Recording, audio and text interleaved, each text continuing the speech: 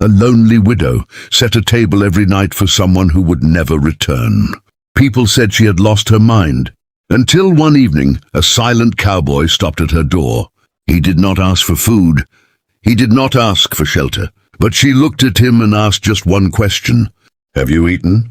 He should have left like everyone else. But he did not. And what happened next changed both their lives forever. Keep watching, because this is not just a story about hunger. It is about something far deeper. The land around the town of Briar Hollow had a way of swallowing sound, like even the wind did not dare to speak too loudly, and the people who lived there learned early that silence was easier than hope, because hope had a habit of leaving and not coming back. And at the far edge of that town, where the road thinned into nothing, stood a small, leaning house with faded wood and a single table set outside every evening, without fail, and the woman who placed that table there was named Marin Cade, a widow whose grief had settled into her bones so deeply that no one remembered her before it, not even herself. And every night as the sun slipped low and painted the sky in bruised colors, she would set a plate of food and sit across from the empty chair, as if someone might arrive if she only believed hard enough. And the townsfolk whispered that she had lost her mind, along with her husband, that she was speaking to ghosts, or maybe to the part of herself that never came back after the burial. But Marin never answered those whispers. She only kept setting the table, because somewhere inside her there was a quiet, stubborn refusal to let the world become as empty as it wanted to be. And then one evening, when the sky burned deeper than usual, like it had something to prove, a rider appeared on the horizon, moving slow like a shadow that had forgotten its purpose.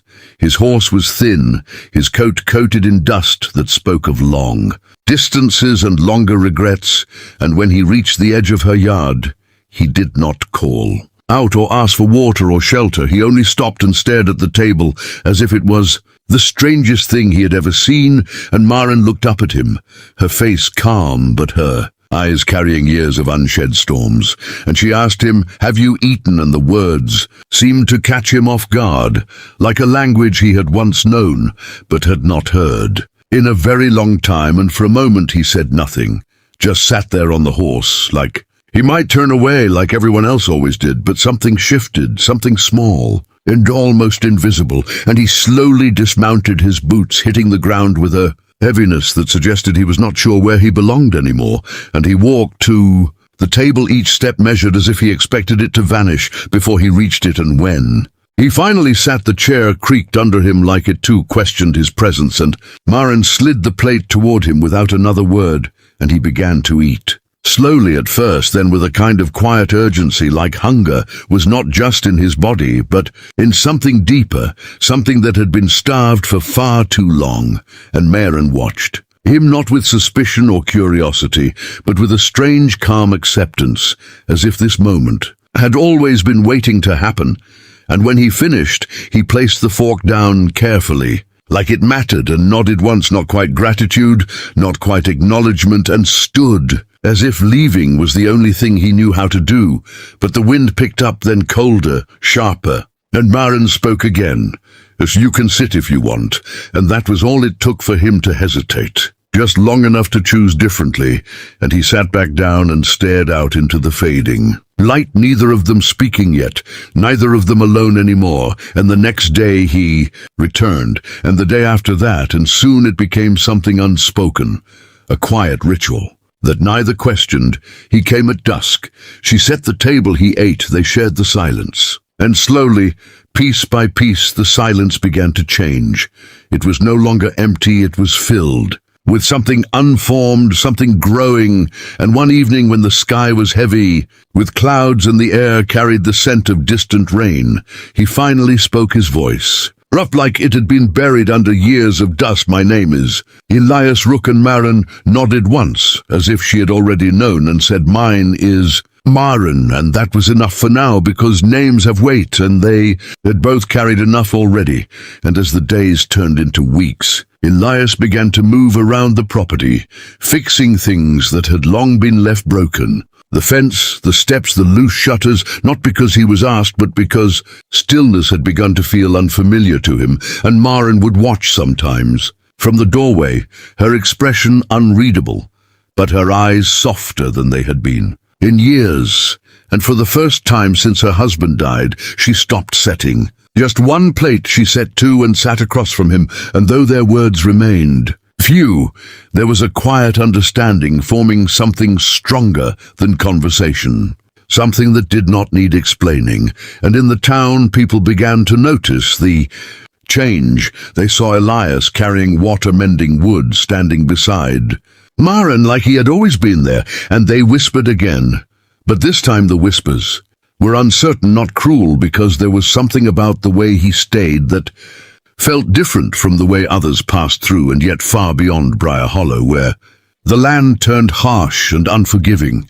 There were men who had not forgotten the name. Elias Rook, men who carried old grudges, and unfinished businessmen who believed that some things should never be allowed to rest, and they were coming, not fast, not loud, but inevitable. Like the kind of storm that builds slowly until it is too late to run, and back at the small wooden table as the sky darkened and the first drops of rain began to fall, Maren looked at Elias and asked, "Have you always been running?"